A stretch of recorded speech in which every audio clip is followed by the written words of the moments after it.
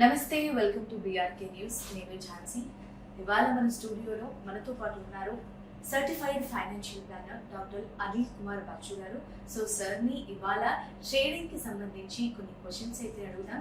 మరి సార్ ఏ విధంగా ఆన్సర్ చేస్తారో అడిగి తెలుసుకుందాం. నమస్కారం సార్. నమస్తే అండి. సార్, ఈ రోజు రేపుల్లో జనరల్గా అందరూ సాఫ్ట్వేర్ ఎంప్లాయీస్ అయినా ఎవరైనా సరే కొంచెం ట్రేడింగ్ గురించి తెలిస్తే చాలు, సో వాళ్ళే సిస్టంలో చూసేసుకొని అలా ఆ విధంగా వాళ్ళ శాలరీలో దాదాపు ఒక 30% అలా మాక్సిమం అంతకన్నా ఎక్కువ ఈ ట్రేడింగ్లో పెట్టేసిస్తున్నారు సార్. అది కూడా ఎందుకనంటే పక్కన వాళ్ళు చెప్పడం వల్ల, నేను ఇలా చేశాను, నాకు ఇంత డబ్బులు వచ్చేసాయి, సో నువ్వు కూడా ఇలా చేస్తే బాగుంటుంది అని అంటే అది నమ్మేసి పెట్టేస్తున్నారు సార్. మరి అది ఎంతవరకు కరెక్ట్? అలా చేస్తే నిజంగానే డబ్బులు వస్తాయా? Very relevant question actually. So నాకు చాలామంది క్లయింట్స్ ఫోన్ చేస్తూ ఉంటారు, సార్ నేను ఆఫీస్లో అందరు కొలీగ్స్ ట్రేడ్ చేస్తూ ఉంటే వాళ్ళతో పాటు నేను కూడా పక్కన కూర్చొని నేను స్టార్ట్ చేశాను, నాకు 4 లక్షలు పోయాయి, 5 లక్షలు పోయాయి, 10 లక్షలు పోయాయి అని చెప్పేవాళ్ళు ఎక్కువ మంది ఉన్నారు. కానీ నాకు నిజంగానే వచ్చాయి, ఇంకా పెంచుకుంటా అని చెప్పిన వాళ్ళు చాలా తక్కువ మంది. సార్ నేను కూడా జనరల్గా నేను విన్నాను సార్, 1 లక్ష పెట్టాను నేను, అవి అట్టే పోయాయి. ఎస్. సో ఏంటంటే దేర్ ఆర్ 2 థింగ్స్ ఉన్నాయి. ఒకటి, ట్రేడింగ్ చేసేప్పుడు 2 రకాల వాటిలో చేస్తారు జనం. ఒకటి స్టాక్స్ కొంటారు, ఇంకొకటి ఆప్షన్స్లో తీసుకుంటారు. ఫ్యూచర్స్ అండ్ ఆప్షన్స్ అంటాం, F&O. ఆ సెగ్మెంట్లో ట్రేడ్ చేస్తూ ఉంటారు. యూజువల్లీ F&Oలో చేసేవి ఎక్కువగా డబ్బులు పొడగొట్టుకోవడం ఎక్కువ జరుగుతుంది. అక్కడ జీరో సమ్ గేమ్ అంటాం, వస్తే డబ్బులు వస్తాయి, పోతే మొత్తం పోతాయి.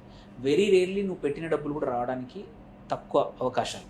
ఎందుకంటే అక్కడ అదొక గ్యాంబ్లింగ్ కాదు, బట్ ఇట్స్ ప్రోడక్టే అట్లా ఉంటుంది. ఏంటంటే ఫ్యూచర్స్ అండ్ ఆప్షన్స్లో నువ్వు ప్రైస్ పెరుగుతుందని ఒక ప్రీమియం పెడతావు, లేదంటే ప్రైస్ తగ్గుతుందని ఒక కొంటావు, ఆప్షన్ కొంటావు. సో నీ ఆప్షన్ బట్టి ఆ అండర్లైన్ స్టాక్ ఏదవుతుందో, ఆ ఇండెక్స్ ఏదైతుందో పెరిగితే పర్లేదు, లేదంటే మొత్తం డబ్బులు పోవచ్చు. సో రీసెంట్గా సెబీ డేటా కూడా తీసుకుంటే 10లో 1 మాత్రమే లాభం పొందుతున్నారు, 9 మంది లాస్ అవుతున్నారు. ఆప్షన్స్లో 9 మంది లాస్ అవుతున్నారు. అంటే ఎవరో 1 లాభపడి 4కి చెప్పడం వల్ల అతన్ని చూసి, అతని లాభాలను చూసి మనకు తెలియకపోయినా, ఎందుకంటే ఆప్షన్స్ ఈజ్ ఎ కాంప్లికేటెడ్, కొంచెం కాంప్లెక్స్ ఇన్వెస్ట్మెంట్స్. ఎందుకంటే అక్కడ చాలా రకాల స్ట్రాటజీస్ వాడవచ్చు, 100 రకాల స్ట్రాటజీస్ వాడవచ్చు.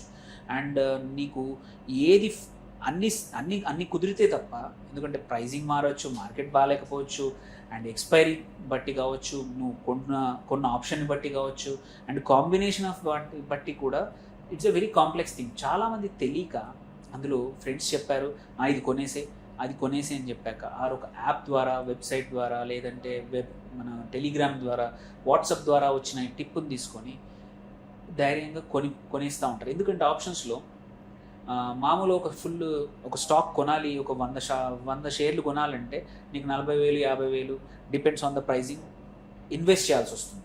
వేరేస్ ఒక ఆప్షన్కి అంతగా ఉండదు. ఆప్షన్కి ఒక 5,000, 4,000లో చేయొచ్చు. 5,000 కదా అని ట్రై చేస్తూ ఉంటారు. తీరా చూస్తే 5,000కి 5,000 పోవచ్చు, ఒక 1,000, 2,000 మిగలచ్చు, డిపెండ్స్ ఆన్ ద ఆప్షన్.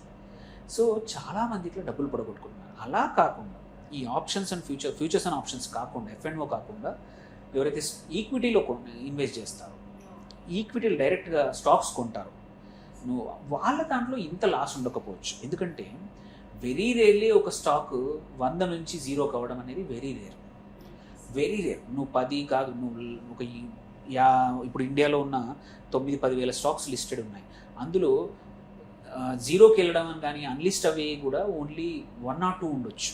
ఇది ఒక సంవత్సరంలో అంత రేర్గా, అంటే ఫెయిల్యూర్స్ ఉంటాయి.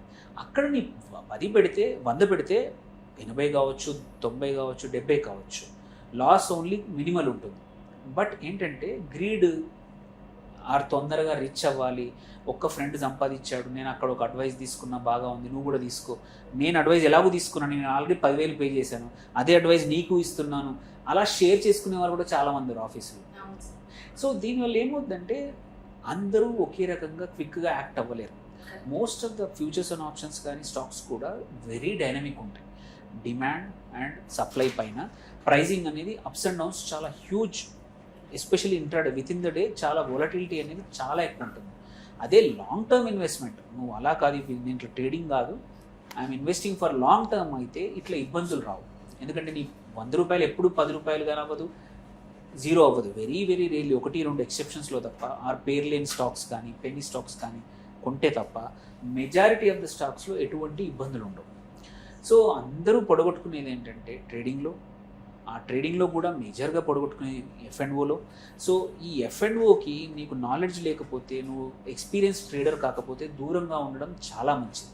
ఎందుకంటే కష్టపడి సంపాదిస్తున్న డబ్బులు, నెలంతా కష్టపడి నువ్వు అండ్ ఆ ఉద్యోగం సంపాదించుకోవడానికి ఒక 20 ఏళ్ళు కష్టపడి చదివి సంపాదించుకున్నాక వస్తున్న డబ్బుల్ని ఈజీగా జస్ట్ F&Oలో పొడగొట్టుకునే వాళ్ళు చాలామంది, అంటే చాలామంది ఉన్నారు. ఆశ కరెక్టే సార్. ఎందుకంటే వాళ్ళు జాబ్ చేస్తూ మనకి సైడ్ బిజినెస్ ఉండాలి అని ఇంకొకటి అంటే ఆల్టర్నేటివ్ ఇన్కమ్ ఉంటే బాగుంటుంది అని ఒక చిన్న హోప్తో వెళ్తున్నారు, కానీ అది వాళ్ళే లాస్ అవుతున్నారు. Most of the people are losing and 10%, not even 20-30%, only 10% are making money. అది కూడా వాళ్ళు బాగా నాలెడ్జ్ ఉంటేనే చేస్తుంటారు. ఎస్. సో నీకు సఫిషియెంట్గా నాలెడ్జ్ ఉంది అంత కాదు అంటే ఫస్ట్ స్టార్ట్ విత్ ఇన్వెస్టింగ్ కూడా మంచి స్టాక్స్లో కొనుక్కొని కొన్ని రోజుల వరకు చూడండి స్టాక్స్ ఎలా పెరుగుతూ ఉన్నాయి, వెల్త్ పెంచుకోవాలి. లేదంటే మ్యూచువల్ ఫండ్స్ ద్వారా పెంచుకోవడం కానీ, ETFs ద్వారా కానీ, ఒక అడ్వైజర్ ద్వారా కానీ, మ్యూచువల్ ఫండ్లో SIP ద్వారా కానీ ఒక అడ్వైజర్ని, మీకు తెలియకపోతే ఈవెన్ స్టాక్స్లో కూడా ఆప్షన్స్లో కూడా చాలామంది అడ్వైజర్స్ ఉన్నారు. మీరు ఈ పాయింట్ పెట్టారు సార్. మీకు నిజంగా మీకు ఇన్కమ్ ఎర్న్ అవ్వాలని ఇంకా ఎర్న్ చేసుకోవాలని అనుకున్నప్పుడు ఎవరైనా ఫైనాన్షియల్ అడ్వైజర్ని తీసుకొని ఆ పెట్టేది అక్కడ పెడితే ఖచ్చితంగా ప్రాఫిట్ వస్తుంది. అవును. సో అవకాశాలు ఎక్కువ ఉన్నాయి, ప్రాఫిట్ వచ్చే అవకాశాలు ఎక్కువ ఉన్నాయి. సైమల్టేనియస్లీ మీ క్యాపిటల్ వెల్త్ బిల్డ్ అయ్యేంత వరకు ఇన్వెస్టింగ్ చేసుకోవడం బెటర్, కానీ ట్రేడింగ్లో కానీ ఎస్పెషల్లీ ఆప్షన్స్కి దూరంగా ఉంటే మంచిది. ఎందుకంటే ఇవి చాలా వింటున్నాము, గ్రూపుల్లో ఆఫీస్కి వెళ్తారు, టైం ఒక్కరు సంపాదించి ఉండొచ్చు, వాడికి ఒక్కడికి నాలెడ్జ్ ఉండొచ్చు, వాడికి he might be first mover, వాడికి తెలిసాక వాడు ఇమ్మీడియట్గా చేసేవాడు ఉండొచ్చు, వాడికి అనుభవం ఉండొచ్చు. వాడిని చూసి అంటే పులిని చూసి నక్కవాత పెట్టుకున్నట్టు కాకుండా ఒక్కరికి లాభాన్ని చూసి నాకు కూడా వస్తుందని చెప్పడం మాత్రం అత్యాశ అవుతుంది. సో అందుకే అత్యాశ పోయి ఉన్న డబ్బులు కూడా పొడగొట్టుకుంటున్నారు చాలామంది ఇన్వెస్టర్స్. దానికన్నా ట్రేడింగ్ పక్కన పెట్టి నీ జాబ్ మీద ఫోకస్ చేసుకో, వచ్చిన సంపాదనని ఒక దగ్గర ఎక్కడన్నా సేవ్ చేస్తే compulsory wealth over a period of time చాలా బాగా గ్రో అవుతుంది.